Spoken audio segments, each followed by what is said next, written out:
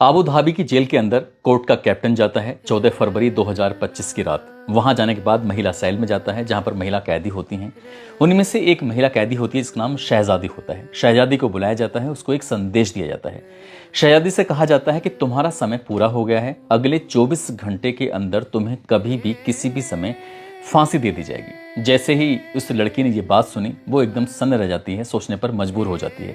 तभी ये कोर्ट का कैप्टन होता है उस लड़की से कहता है कि तुम्हारी कोई आखिरी ख्वाहिश हो तो अपनी आखिरी ख्वाहिश बता सकते हो। जैसे उस लड़की ने ये बात सुनी उसने कहा कि मुझे मेरे अब्बू से बातचीत करनी है, क्या आप मेरी बातचीत करा सकते हैं। जैसे ही ये बातचीत करने की बात कही जाती है ये ऑर्डर दिया जाता है और उस लड़की से को फ़ोन दे दिया जाता है। आखिरकार उस लड़की ने अपने अब्बू को जब फ़ोन लगाया तो सबसे पहले उसने अपने अम्मी अब्बू को सलाम किया और कहा कि मेरा समय ख़त्म हो गया है, अब हम आगे फ़ोन कर पाएंगे या नहीं ये पता नहीं, यह हो सकता है कि मेरी आखिरी कॉल हो। इंडिया में जो केस आप लोगों ने किया है वो केस वापस ले लेना, ठीक है। आप लोग अच्छे से रहना, किसी से दुश्मनी मोल मत लेना। जो FIR ये है ना वो उसको कैंसिल करवा लेना। वकील से कहना केस वापस ले लो, हमें कुछ नहीं चाहिए, बस चाहिए तो सुकून चाहिए। इतना कहने के बाद उस लड़की ने कहा कि रोना मत, और फ़ोन कट जाता है। फ़ोन तो कट जाता है लेकिन इन शब्दों को सुनने के बाद उस लड़की के अम्मी और अब्बू के कान में वो शब्द लगातार गूंज रहे हैं कि रोना मत, और लेकिन वो रोए चले जा रहे हैं। और जब ये कहानी आप सुन रहे होंगे शायद वो लड़की इस दुनिया में होगी या नहीं होगी, इस बारे में कुछ नहीं कह सकते, लेकिन आखिरकार वो फांसी के फंदे तक क्यों पहुंची, आज की इस कहानी के माध्यम से यही जानने की, यही समझने की कोशिश करते हैं। आदाब, नमस्कार, सत श्री अकाल। मैं उस्मान सैफी। आज की जो सच्ची घटना मैं आपको सुनाने जा रहा हूँ, ये सच्ची घटना शुरू होती है उत्तर प्रदेश के ज़िला बांदा का एक थाना लगता है मटौंद, और उसी का एक गांव लगता है गोयरा मुंगली।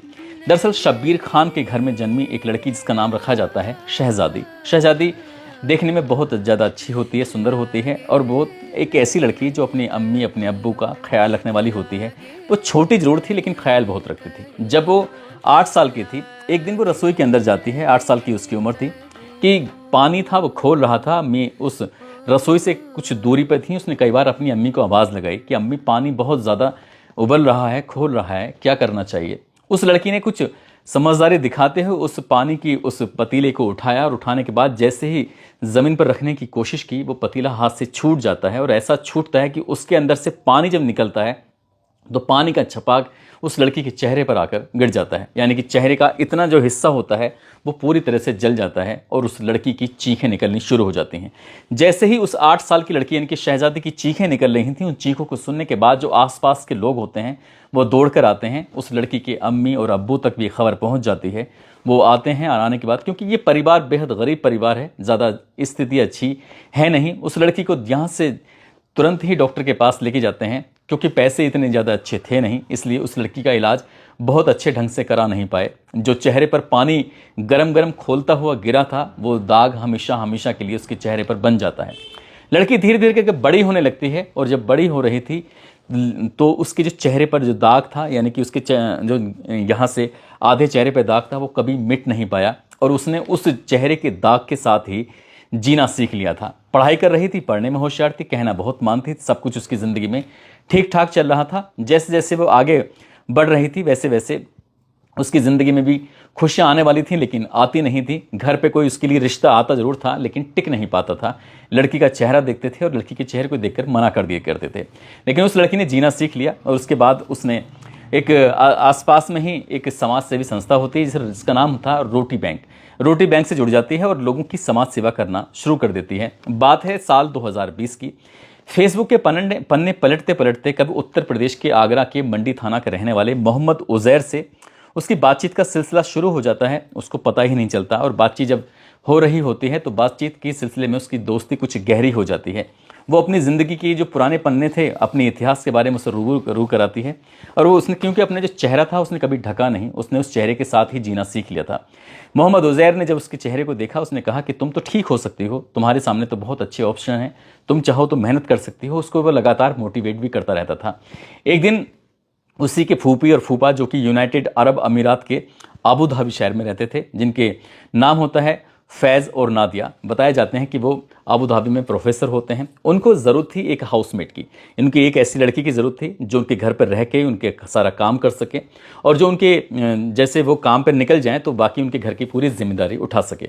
उन्होंने उज़ैर से ये बात कही और उज़ैर ने जब ये बात सुनी तो उसने शहज़ादी को ये ऑफ़र दिया कि शहज़ादी, आपको पता नहीं है इंडिया की करेंसी में और यूनाइटेड अरब की करेंसी में थोड़ा फ़र्क है, यानी कि आज की तारीख की अगर हम बात करें फरवरी 2025 की बात करें तो 23 रुपये 60 पैसे का अंतर है यहाँ की करेंसी में और वहाँ का एक दिरहम बराबर 23 रुपये 60 पैसे। तो जब इसने इसके बारे में बता रहा था तो उसने कहा था कि वहाँ जो तुम्हें पैसे मिलेंगे उस पैसे से तुम अपनी प्लास्टिक सर्जरी करा सकती हो, अपने चेहरे का इलाज करा सकती हो और तुम्हारा चेहरा बिल्कुल पूरी तरह से बदल जाएगा। क्योंकि यहाँ तुम्हारे पास अगर पैसे होते तो जब तुम जली थी, जब 8 साल की थी, तो शायद तभी तुम्हारा चेहरा इतना बुरा नहीं लगता। जब उस लड़की ने ये बात सुनी तो वो लड़की तैयार हो जाती है। उसने कहा कि मुझे करना क्या होगा। वो कहता है, यानी कि मोहम्मद उज़ैर कहता है कि तुम्हें मैं अरब के टिकट वगैरह करा दूंगा, तुम फूफी फूफा के पास रहना, वहीं रह के अपनी ज़िंदगी संवार सकती हो। नवंबर 2021 में वो दिन आता है और वो लड़की पहली विदेशी यात्रा करती है और यहाँ से सीधा चली जाती है यूनाइटेड अरब अमीरात के अबू धाबी शहर में।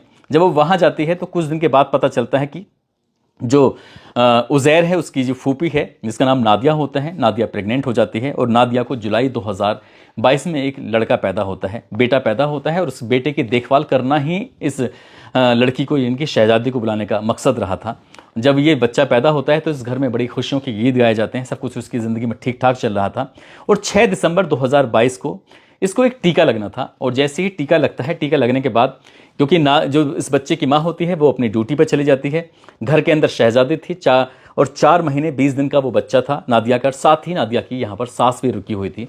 जब ये डॉक्टर की टीम आती है, उसने नर्स ने जब इंजेक्शन लगाया, इंजेक्शन लगाने के बाद वो बच्चा रोने लगता है। ये खबर दी जाती है नादिया को कि तुम्हारा बच्चा बहुत ज़्यादा रो रहा है, क्या करें।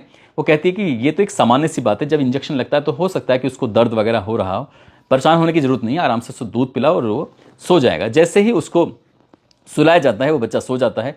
कई घंटे बीत जाने के बाद आखिरकार नादिया भी अपनी ड्यूटी से वापस आ जाती है और वापस जब आती है तो आकर देखती क्या है कि बच्चा बहुत आराम से इत्मीनान से सो रहा था, लेकिन उसका जो बॉडी का कलर था वो नीला पड़ चुका था। तभी उन्हें लगता है कि कुछ ना कुछ बात है। उस बच्चे को हिलाया जाता है, डुलाया जाता है, लेकिन कोई वो मूवमेंट जब नहीं कर रहा था तब पूरे घर वालों में एकदम चिंता की लहर दौड़ जाती है। और उसके बाद उस बच्चे को हॉस्पिटल लेके जाते हैं। जब हॉस्पिटल पहुंचते हैं तो पता चलता है कि उस बच्चे ने दम तोड़ दिया, यानी कि वो मर चुका है।